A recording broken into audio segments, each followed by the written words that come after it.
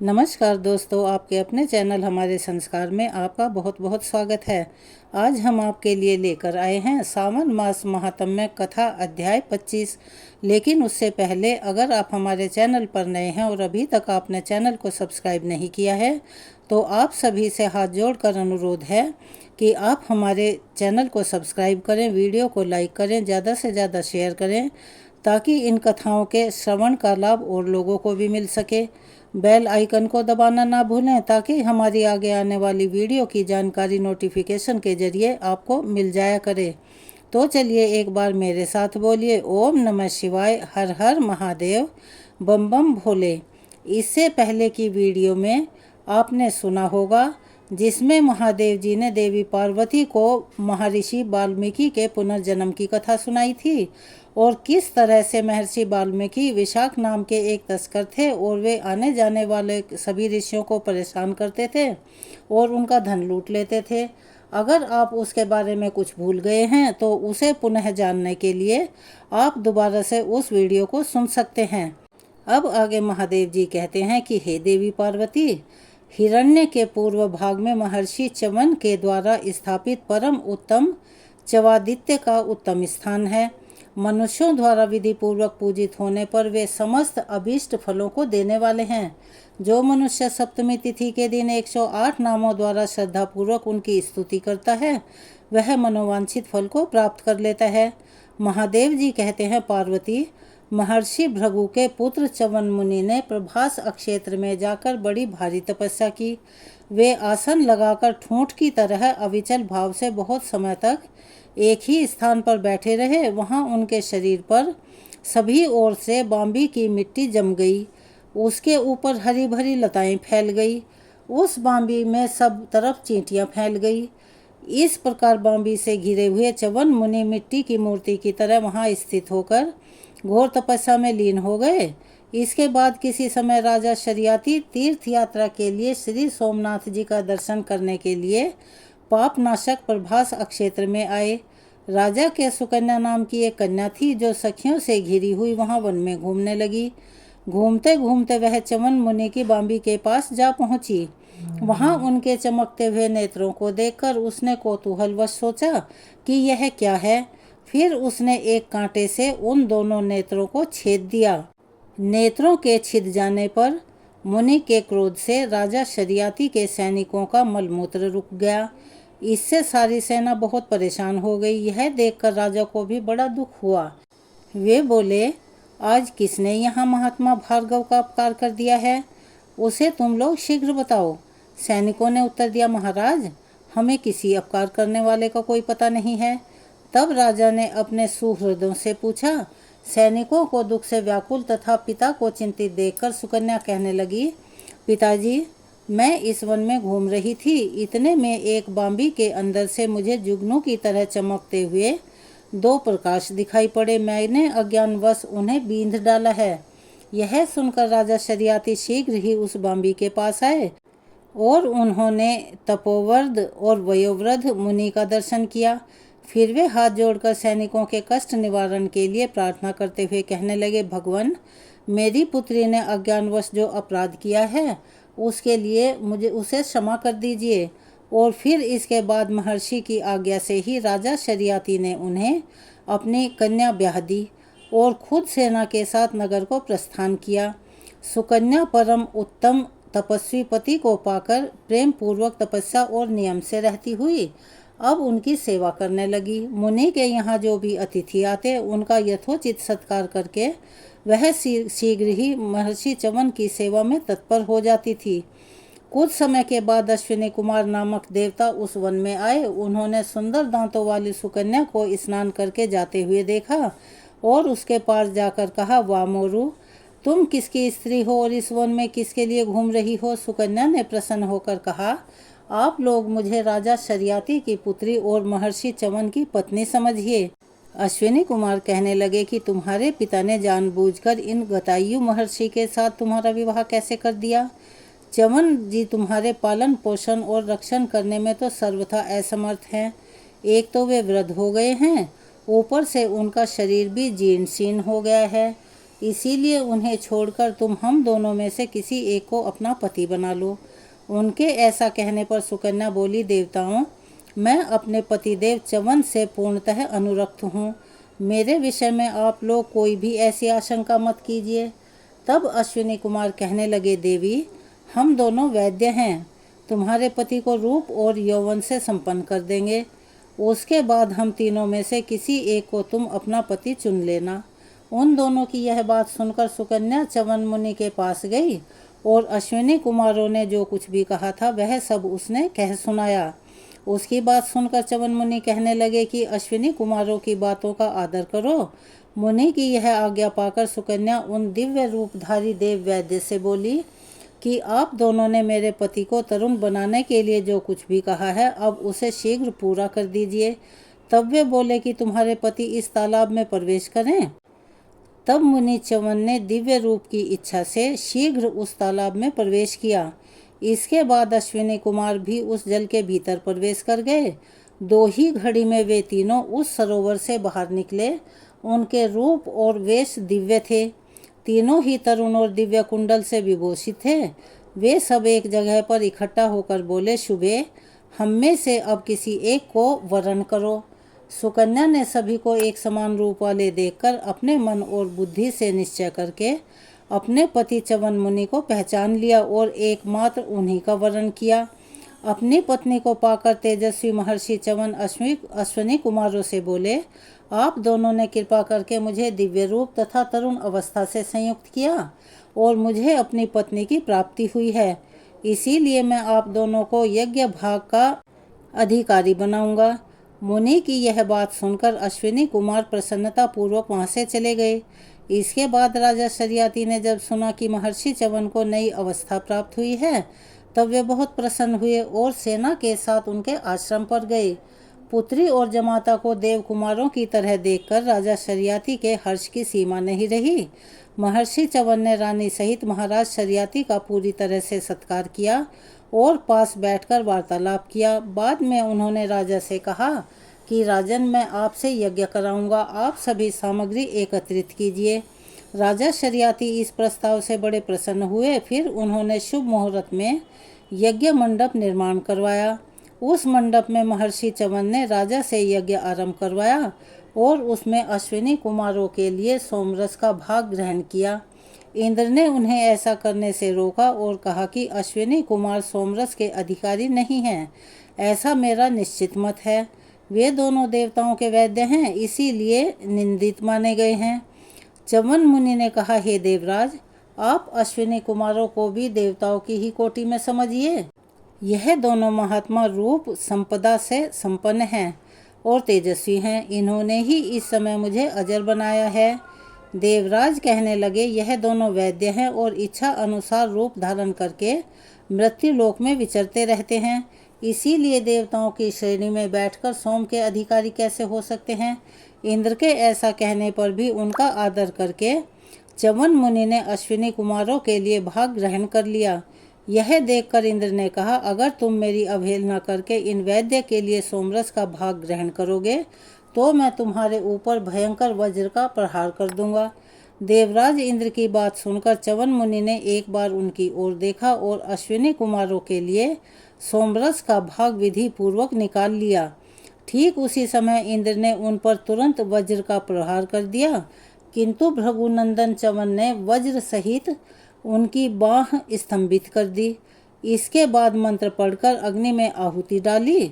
मुनि के तपोबल से उस समय महापराक्रमी महाकाय मद नामक महादैत्य उत्पन्न हुआ और क्रोध में भरकर भयंकर सिंहनाद से संपूर्ण लोकों को गुंजाता हुआ देवराज इंद्र की ओर दौड़ा। मुंह बाए हुए काल की तरह उस दैत्य को आते देखकर इंद्र भय से पीड़ित हो गए और मुनि वर च्यवन को प्रणाम करके बोले, हे रघुनंदन, आज से यह दोनों अश्विनी कुमार सोमरस के अधिकारी होंगे।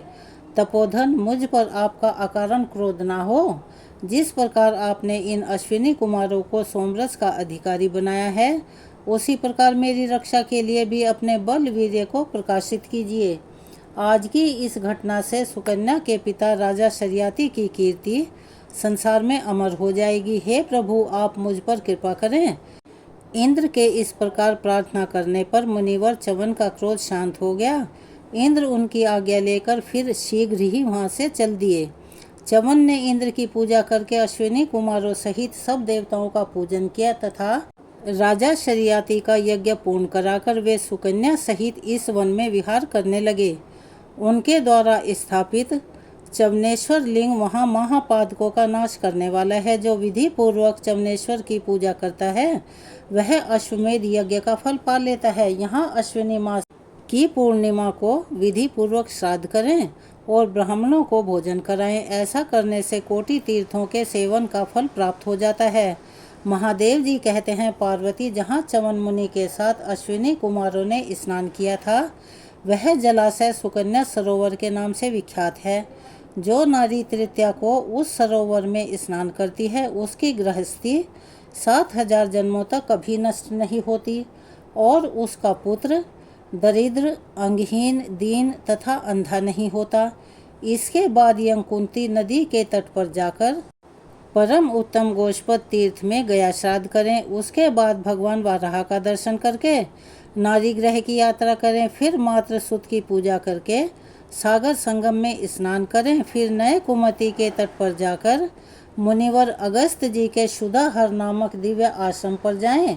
वह समस्त पातकों का नाश करने वाला है। उसके पश्चिम भाग में उससे थोड़ी ही दूर पर गंगा जी के द्वारा स्थापित गंगेश्वर लिंग है। अगस्त जी के आश्रम में गंगेश्वर का दर्शन करके स्नान, दान, जप आदि करने से मनुष्य सभी पातकों से मुक्त हो जाता है। उस आश्रम से थोड़ी दूर उत्तर दिशा में सूर्यदेव ने बाल्य अवस्था में तपस्या की है। इससे उसका नाम बाल्यादित्य हुआ है। रविवार को उनका दर्शन करने से मनुष्य कोढ़ी नहीं होता और बालकों को रोग व्याधि नहीं सताते। वहाँ से दक्षिण में 2 कोस की दूरी पर सभी पातकों का नाश करने वाली पातालगामिनी गंगा है। जिन्हें विश्वामित्र जी ने स्नान करने के लिए बुलाया था उसमें स्नान करके मनुष्य सभी पातकों से मुक्त हो जाता है। वहाँ गंगेश्वर, विश्वामित्रेश्वर तथा बालेश्वर का दर्शन करने से मनुष्य को संपूर्ण अभीष्ट फलों की प्राप्ति होती है। शास्त्र ज्ञान और शील से संपन्न धर्मात्मा कुबेर ने यमकुमति के पूर्व तट पर एक शिवलिंग स्थापित किया जो कुबेरेश्वर के नाम से विख्यात है।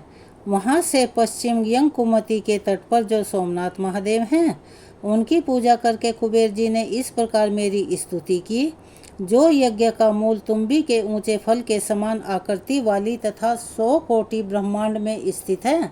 ब्रह्मांडवर्ती देव समूह भी जिसका परिमाण नहीं जानते, महेश्वर की वह कोई महामहिम लिंग मूर्ति सदा हमारी रक्षा करे।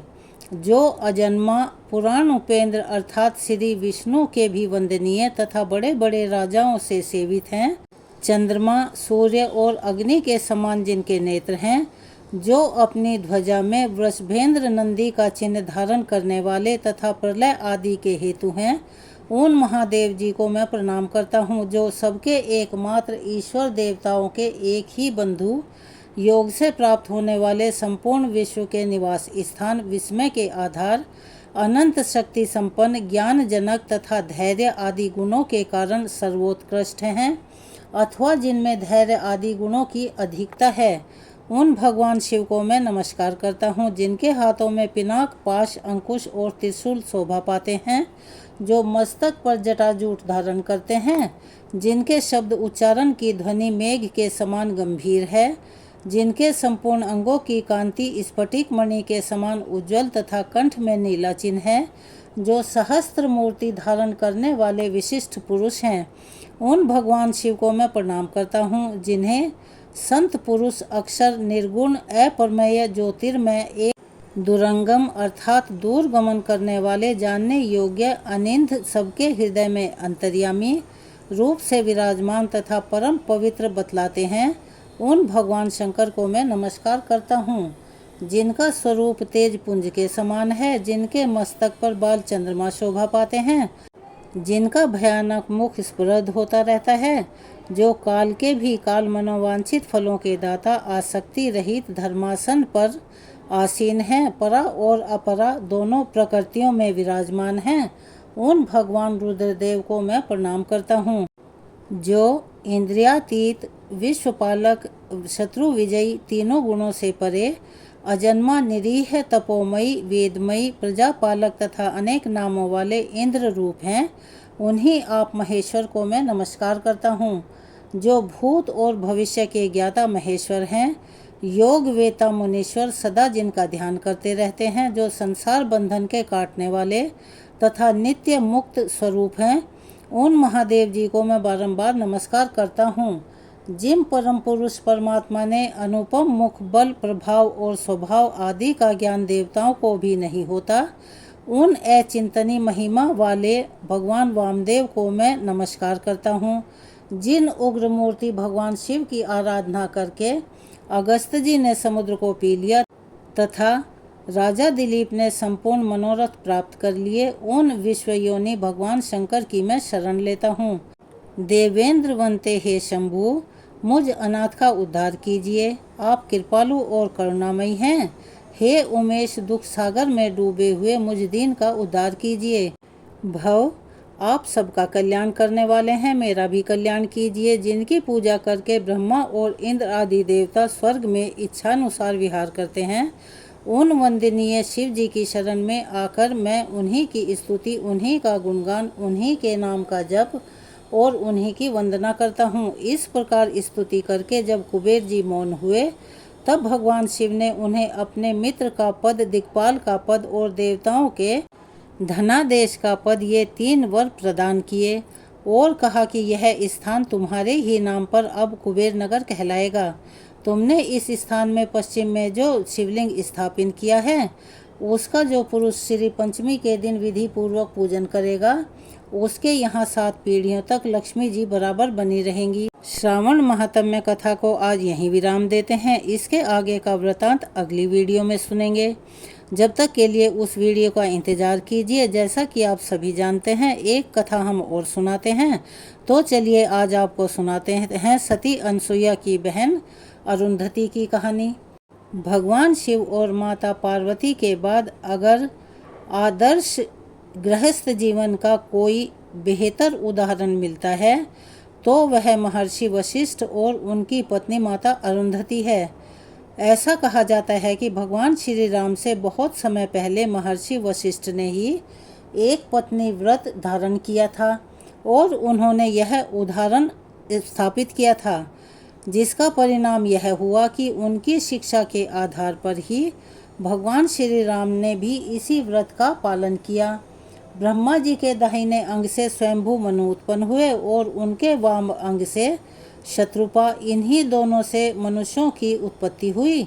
दोनों से 2 पुत्र प्रियव्रत और उत्तानपाद और 3 पुत्रियां, जिनके नाम आकुति, देवहूति और प्रसूति थे। आकुति रुचि प्रजापति और प्रसूति दक्ष प्रजापति से ब्याही गई। देवहूति का ब्याह महर्षि कर्दम से हुआ और इन दोनों की 10 संतानें हुई। इन 10 संतानों में से अरुंधति एक थी। एक पुत्र था जिनका नाम कपिल था और 9 पुत्रियां थी, जिनके नाम कला, अनसुईया, श्रद्धा, हवि, भू, गति, क्रिया, ख्याति, अरुंधति और शांति था। माता अरुंधति माता अनसुईया की ही छोटी बहन थी और अपनी बहन की तरह महान सती थी। अनसुईया जी का विवाह तो महर्षि अत्रि के साथ हुआ था और महर्षि वशिष्ठ से विवाह करने के लिए माता अरुंधति को घोर तप करना पड़ा था और उस तप करने की प्रेरणा भी इन्हें महर्षि वशिष्ठ से ही मिली थी।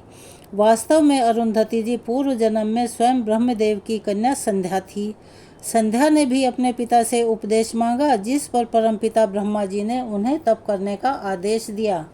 अपने पिता की आज्ञा पाकर संध्या चंद्रभाग पर्वत के निकट बृहलोलित स्वर के तट पर जा पहुंची, किंतु वह यह नहीं जानती थी कि वह तपस्या किसकी करें और तपस्या करनी कैसे चाहिए। उन्हें किसी चीज़ के बारे में कुछ भी पता नहीं था। अब वे उसी चिंता में उसी सरोवर के निकट बैठ गई। उसी समय भ्रमण करते हुए महर्षि वशिष्ठ वहां पहुँचे और एक कन्या को इस प्रकार चिंतित और परेशान बैठा देखकर उन्होंने उनसे पूछा कि तुम कौन हो। तब संध्या ने उन्हें अपना परिचय दिया। महर्षि वशिष्ठ को देखकर संध्या के मन में उनके प्रति अनुराग पैदा हो गया, जिससे महर्षि वशिष्ठ ने अपने तपोबल से जान लिया था तब उन्होंने देवी संध्या से कहा कि हे देवी, आप और हम दोनों परम पिता ब्रह्मा की संतानें हैं, इस कारण हमारा विवाह तो संभव नहीं है, किंतु अगर तुम परम पिता के कहे अनुसार घोर तपस्या करो तो अगले जन्म में ही हमारा साथ संभव हो पाएगा। यह सुनकर संध्या ने कहा कि हे महर्षि, पिताश्री के आदेश अनुसार मैं यहाँ तप करने के लिए ही आई थी, किंतु मेरी समझ में नहीं आ रहा, मुझे नहीं पता कि मुझे किसकी तपस्या करनी चाहिए और वह तपस्या किस प्रकार की जाती है। अतः आपको ही गुरु मानकर मैं आपसे ही उसका उपाय पूछती हूँ। कृपया आप मेरा मार्गदर्शन कीजिए कि मैं किसकी और किस तरह से तपस्या करूँ, उसी से मेरे व्याकुल मन को शांति मिलेगी। देवी संध्या की बात सुनकर महर्षि वशिष्ठ ने उनसे कहा, भद्रे, जो इस संसार के मूल कारण है उन्हीं भगवान विष्णु की तुम तपस्या करो। तप के पहले 6 दिनों तक भोजन मत करना, सिर्फ तीसरे और छठे दिन रात को कुछ पत्ते खाकर जल पी लेना, उसके बाद तुम जल का भी त्याग कर देना। तुम्हारी ऐसी तपस्या से भगवान श्री हरि अवश्य ही प्रसन्न होंगे। ऐसा कहकर महर्षि वशिष्ठ वहाँ से चले गए। फिर उनकी बताई हुई विधि से संध्या भगवान नारायण की घोर तपस्या करने लगी। उन्होंने 4 युगों तक श्री हरि की घोर तपस्या की और आखिरकार उनकी कठिन तपस्या से प्रसन्न होकर भगवान विष्णु ने उन्हें दर्शन दिए। उन्हें अपने समक्ष देखकर देवी संध्या अवाक रह गई। उस समय इतनी भी शक्ति उनके शरीर में नहीं बची थी कि वह खड़ी होकर उन्हें प्रणाम कर पाती। उनकी ऐसी भक्ति देखकर नारायण ने उन्हें स्वस्थ कर दिया और फिर पूछा कि वह किस कारण ऐसी घोर तपस्या कर रही थी। तब देवी संध्या ने भगवान श्री विष्णु से जो 3 वरदान मांगे वह इस प्रकार थे। पहला वरदान, किसी भी जीव में जन्म लेते ही काम की भावना ना हो। दूसरा, मैंने जिनकी कामना की है वही मुझे पति रूप में प्राप्त हो और मेरा पतिव्रत अखंडित रहे। तीसरा वरदान, मेरे पति के अलावा और कहीं भी मेरी सकाम दृष्टि ना हो। उनके अतिरिक्त जो कोई भी मुझे सकाम भाव से देखे वो तुरंत ही नपुंसक हो जाए। देवी संध्या के ऐसे वचन सुनकर इस प्रकार वरदान मांगने पर श्री हरि ने प्रसन्न होकर कहा, पुत्री, तुमने उचित वर मांगा है। मैं तुम्हें वर देता हूँ कि अगले जन्म में तुम्हारी इच्छा के अनुसार तुम्हें पति प्राप्त होगा और तुम दोनों कल्प के अंत तक जीवित रहोगे। कोई अन्य पुरुष अगर तुम पर काम दृष्टि डालेगा तो वह तुरंत नपुंसक हो जाएगा। आज के बाद किसी भी जीव में जन्म लेते ही तुरंत काम की भावना कभी जागृत नहीं होगी। मनुष्य की 4 अवस्थाएं बाल्य, कौमार्य, यौवन और वृद्धावस्था में से अन्य 3 में यानी कौमार्य, यौवन और वृद्धा अवस्था में तो काम भावना जागृत हो जाएगी, लेकिन बाल्य अवस्था में कभी नहीं होगी। अब तुम जाओ और चंद्रभाग पर्वत के निकट महर्षि मेघतिथि 12 वर्षों से यज्ञ कर रहे हैं, जो आज समाप्त होने वाला है। उस यज्ञ की अग्नि में अपने शरीर का त्याग करो। मेरे आशीर्वाद से तुम अग्नि की कन्या बन जाओगी और कोई तुम्हें देख नहीं पाएगा। ऐसा कहकर श्री हरि ने अपने चरणों से संध्या को स्पर्श किया, जिससे वह यज्ञ के हविष्य के रूप में बदल गया और वह अदृश्य हो गई। इसके पश्चात श्री हरि वहीं से अंतर्ध्यान हो गए। भगवान विष्णु की कृपा से अदृश्य होकर देवी संध्या महर्षि मेघतिथि के यज्ञ में गई और वहां महर्षि वशिष्ठ को पति रूप में पाने की कामना लेकर उन्होंने यज्ञ कुंड में अपना शरीर समर्पित कर दिया। उस अग्नि में भस्म होने के बाद उत्पन्न उनकी पवित्र ऊर्जा को स्वयं सूर्य देव ने 2 भाग कर सृष्टि के कल्याण हेतु अपने रथ पर स्थापित किया। यही 2 भाग प्रातः काल और संध्या काल कहलाते हैं। अगले जन्म में वही संध्या महर्षि कर्दम की पुत्री के रूप में जन्मी और उनका नाम रखा गया अरुंधति। जब वह 5 वर्ष की हुई तब स्वयं ब्रह्मदेव ने महर्षि कर्दम को यह आदेश दिया कि इस कन्या को उचित शिक्षा के लिए माता सावित्री और माता बहुला के पास भेज दें। फिर आज्ञा अनुसार महर्षि कर्दम सावित्री और बहुला से मिले और उन्हें अपनी कन्या सौंप दी। उन दोनों की देखरेख में अरुंधति ने 16 वर्ष में प्रवेश किया और उन्हीं के समान सर्वगुण संपन्न बन गई। फिर एक दिन की बात है, वह मानस पर्वत पर भ्रमण कर रही थी, जहां उन्होंने महर्षि वशिष्ठ को देखा। उन्हें देखते ही उन्हें अपने पूर्व जन्म की बात स्मरण हो आई और उन्होंने महर्षि वशिष्ठ को मन ही मन अपना पति मान लिया। जब माता सावित्री को इस बात का पता चला तो उन्होंने अरुंधति को पुनः महर्षि कर्दम को सौंप दिया और उनका विवाह महर्षि वशिष्ठ से करने का सुझाव दिया। बाद में उनका विवाह महर्षि वशिष्ठ से हुआ और वे दोनों सुखपूर्वक अपने आश्रम में रहने लगे।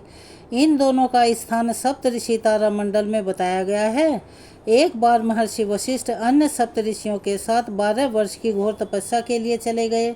उस समय अरुंधति अकेली अपने आश्रम पर रही।